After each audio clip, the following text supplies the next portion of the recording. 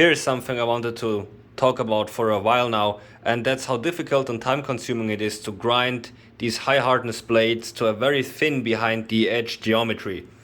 As you know, I want my knives to cut well, and this requires that the apex when I grind the blade is, before I sharpen it, almost invisible. I hope you can catch that. So here at the tip it's quite nice already, not too far from where I want it, but here at the back it's still quite thick.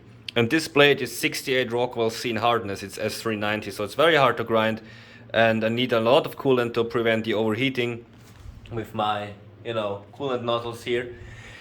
And frankly, 80% of the blade is done in like 20-30 minutes, but the total grinding time is 2 hours, if not more, simply because those last few bits take so long.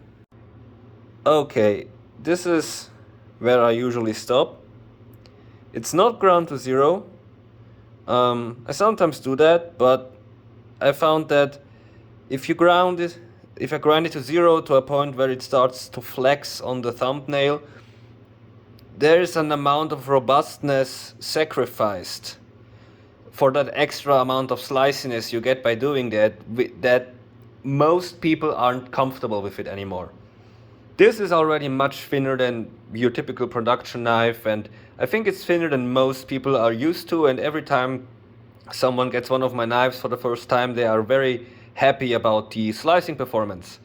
Now, the hardcore nerds amongst you who know me for a while know that I do like my knives ground thin to a thumbnail flexibility. If you want that, reach out to me, but it will cost you extra. Simply like I said in the beginning of this video, it takes a while.